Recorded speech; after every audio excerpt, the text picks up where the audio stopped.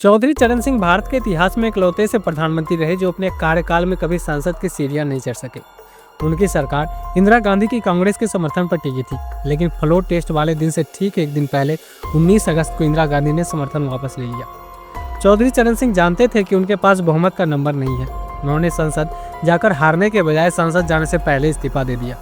इस्तीफा के बाद वो 20 अगस्त 1979 से 14 जनवरी 1980 तक कार्यवाहक प्रधानमंत्री बने रहे और इस दौरान भी संसद में नहीं गए। उनका कार्यकाल छोटा था, लेकिन उस छोटे से कार्यकाल में सुशासन के ऐसे किस्से मशहूर हैं जिसके आज भी मिसाल दिए जाते हैं। और ऐसा ही एक मशहूर किस्सा है साल 1989 का, जब देश का प्रधानमंत्री अपनी एसी गाड़ी और सुरक्षा छोड़कर भेष बदलकर एक थाने में जा पहुंचा।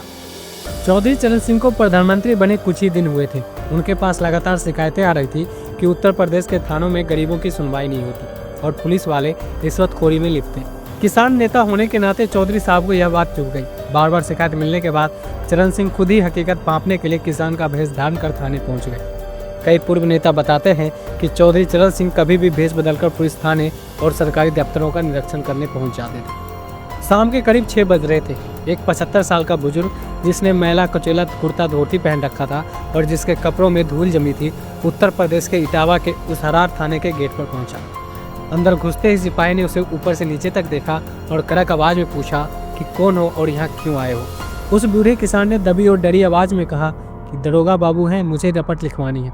जवाब मिला, साहब तो नहीं है, बताओ क्या हुआ। चरण सिंह ने एक कहानी गढ़ते हुए कहा कि साहब मैं मेरठ का रहने वाला हूँ, खेती किसानी करता हूँ। सुना था यहाँ इटावा में बैलों की जोड़ी सस्ती मिलती है, इसलिए बैल खरीदने आया था। लेकिन रास्ते में किसी ने मेरी जेब काट ली है और मेरे पास अब फूटी कौड़ी नहीं बची। मैं घर कैसे जाऊँगा, मेरी रपट लिख लो। हेड कांस्टेबल ने नजरें टेढ़ी करते हुए पूछा, तुम मेरठ से यहाँ आ गए और तुम्हें पता नहीं चला? चलो भागो यहाँ से, हम ऐसी झूठी रिपोर्ट नहीं लिखते, हमारा समय बर्बाद मत करो। चरण सिंह ने बहुत कोशिश की कि उनका रपट लिख जाए, लेकिन पुलिस वाले अपनी अकड़ में थे और अंत में कांस्टेबल ने कहा कि जाओ, शिकायत नहीं लिखी जाएगी। निराश होकर चौधरी चरण सिंह थाने के बाहर आकर खड़े हो गए। थोड़ी देर बाद थानेदार साहब आए, लेकिन उन्होंने भी उस गरीब किसान की बात अनसुनी कर दी। तभी एक सिपाही ने उसे बुलाया और धीरे से कहा कि अगर किसान यानी चरण सिंह कुछ पैसे का जुगाड़ कर ले तो उसकी रिपोर्ट लिखी जाएगी। परेशान किसान ने पुलिस के इस ऑफर को मान लिया। उसके बाद मुंशी ने शिकायत लिखनी शुरू कर दी। रिपोर्ट लिखने के बाद मुंशी ने पूछा कि बाबा अंगूठा लगाओगे या दस्तखत करोगे?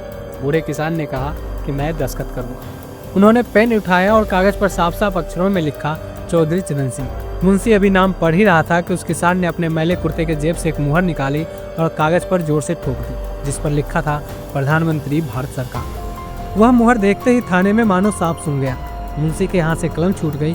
थानेदार और सिपाहियों के चेहरे का रंग उड़ गया। तभी बाहर सायरन की आवाज आई। कुछ देर में प्रधानमंत्री का काफिला भी वहां पहुंच गया। सभी आला अधिकारी भी वहां पहुंचे। चौधरी चरण सिंह ने एक पल की देरी नहीं की। उन्होंने वहीं खड़े खड़े पूरे थाने को सस्पेंड करने का आदेश दे दिया और अपनी गाड़ी में बैठकर चले गए।